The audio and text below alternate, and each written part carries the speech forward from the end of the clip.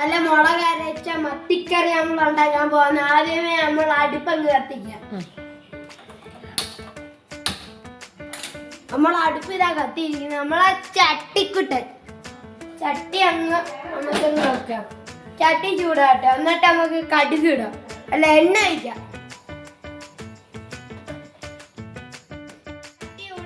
നമുക്ക് എണ്ണ ഒഴിക്കാം.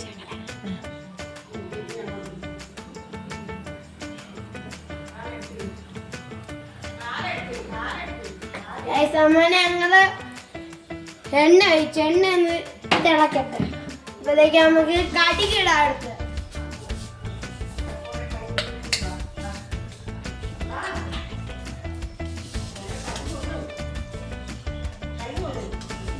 അപ്പൊ നമ്മള് കടുകിടാൻ പോവുക.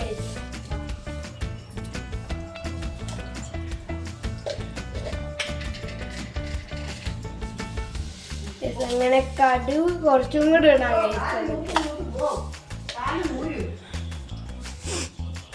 കടുക് അങ്ങനെ മൊത്തം പൊട്ടി മൂക്കട്ടെ. തക്കാളി, വെളുത്തുള്ളി, കൊച്ചുള്ളി, പച്ചമുളക്, കറിവേപ്പില നമുക്ക് ഇട്ടാലോ ഗൈസ്? നമുക്ക് ഇടാം.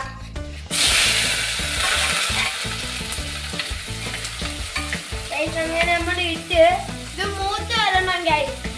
എന്നാലാ നമ്മളെ നാടൻ മുളകിട്ട മത്തിക്കറികളെ ടേസ്റ്റ് കിട്ടുള്ളൂ. ഇല്ല, മൂത്തിരിക്കണം. കൊറേ മൂക്കില് അപ്പം കറിക്ക് ഒരു ടേസ്റ്റ് കിട്ടത്തില്ല. ആ ചെറിയ മീഡിയം സൈസിലെ മൂക്കാവടി കഴിച്ചു.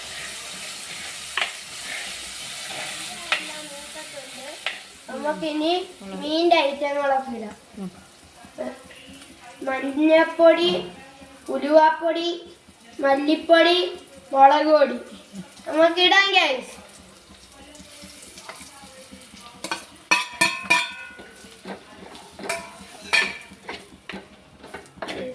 നമ്മൾ ഇളക്കാൻ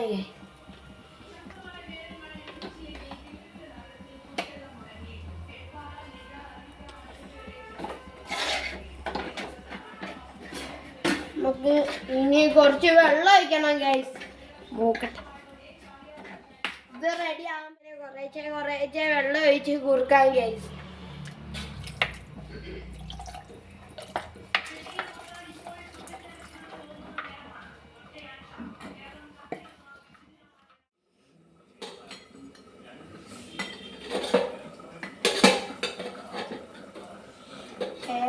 ചൂടായി ഗൈസ്.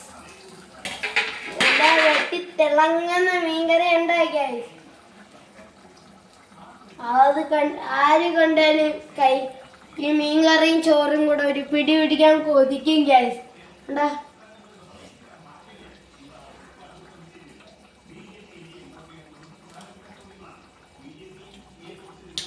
ഗൈസ്, കിടിലം മീൻകറി.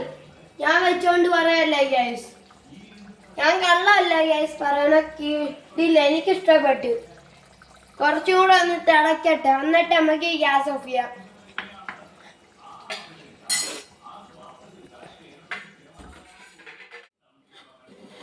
ഗൈസ്, നമ്മളെ മീൻകറി പറ്റിയിട്ടുണ്ട്. നമുക്കപ്പം ഗ്യാസ് ഓഫ് ചെയ്യാം. ഗൈസ്, നമ്മൾ ഗ്യാസ് ഓഫ് ചെയ്യുക. നല്ല വളവളന്നിരിക്കണ മീൻ കണ്ടോ?